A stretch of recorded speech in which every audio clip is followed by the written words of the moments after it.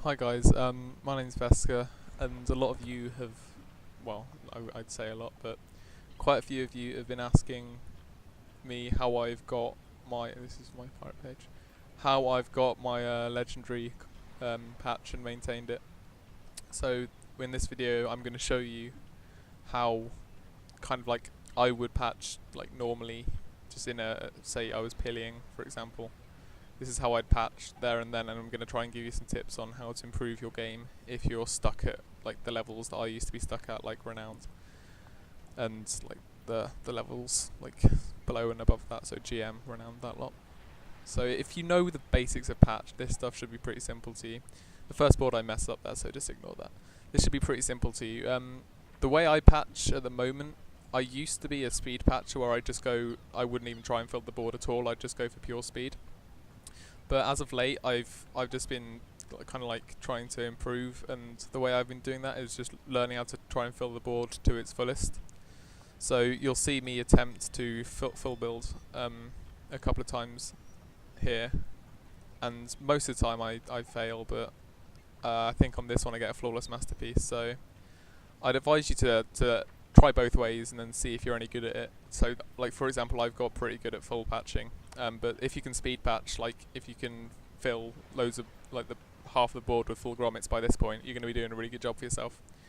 But because I am full board patching, I'm aiming for about here. You can see where my mouse is. I'm aiming for about here, and I'm aiming to have most of the board full to get a master patcher. Now, excuse me. When I start patching, the first thing I look at is, wow, my throat hurts. The first thing I look at is the tie-offs. If I can see the tie-offs are going to be a pain in the arse, then I'll go for them straight away, because then there'll be no issues later on when you get to this point, then you have to start worrying. But if they're not too difficult, I'll start building around them. So once I've looked at the tie-offs and like notice what I'm going to do there, so that I try and build to them straight away, then I'll look at the blockers, the blockers in like the corners, because those blockers cause the most issues. So I'll look, I only got a good because I'm bad, but you look at the blockers. So you can see here I tried to build around this blocker in the corner, because I noticed it's going to cause me issues, like, so I deal with it straight away. Fuck's sake. So I noticed that like that blocker's going to cause me issues, so I deal with it like ASAP. Then I obviously like don't rush, otherwise you're going to make mistakes. That's another thing, but I'll get to that later. So once you've noticed blockers and tie-offs, you can start building. Now with building, it's just all about speed. The faster that you can build, the more score you're going to get. So like you can see here, I'm looking at the score at all the times, and I'm seeing if it's going to be worth putting on another tie-off. And obviously I realise it is, so I put it in. So you need to be assessing what's going to get you the most score at all times. So like there, I noticed that going through there is going to make it easier to full board in the long run, because I won't have to go back through there. And now because I've got all the tie-offs, I start building. But I realise up here there's not going to be enough straight lines to clear up here. So what I do is I decide to move one out and replace it with a corner there, which is a good way to get like another straight bit, so I can get more score in the long run. See that? So I only had 3 pieces left, and because I built correctly, I could do it quite early. So you need to be looking for little like tips and like not tips, but little tricks you can do in all the maps. Like not all the maps, but in all your boards, because you need to be getting an advantage like over the board in a way. So you need to be seeing what the board is going to throw at you and then adapt accordingly. If like the board's difficult to fill like this one, because I had so many cross segments, just end it early. Don't even be scared to end it like there, because there's no point getting like tied up on a board and getting to the red and like deep into the wind, and even like losing to the wind rather than like just giving up. You might as well just give up early rather than like waste score. So now I've realised that I won't have any more pieces to make more tie-offs, so I just end it without using that last grommet. So you need to like notice when the board is like reached its limit, like the most that you can get from it, and then you need to obviously stop and move on. So that was an excellent and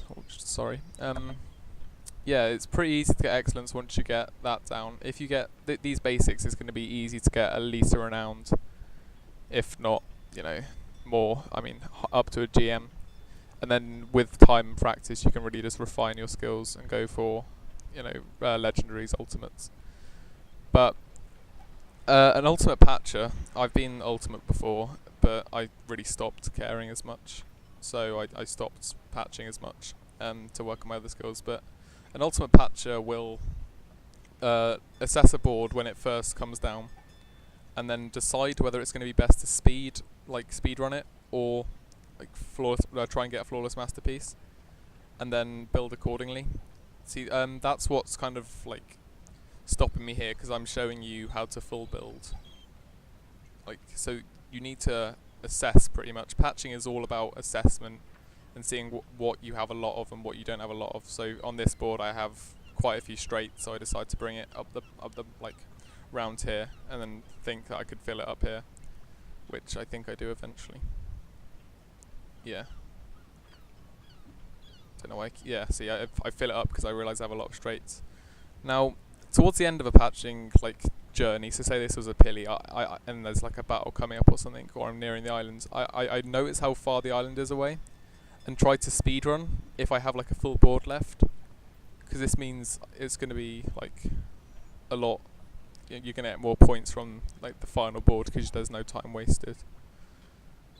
I feel like this has been a little bit rambly, but I did a really informative one, but I forgot to mute my mic. I forgot to unmute my mic, and it was really informative, and it was really good, I promise. But I hope you have some tips, and if you need anything, just message me in game at Besca. I sit run all the time, so like if you need any help in anything, including I can rig. I'm probably going to be doing some videos on me rigging, bilging, and patching. Then just message me in game. I'm pretty much always online, so don't worry about it. So if you need any help, just message me. So bye.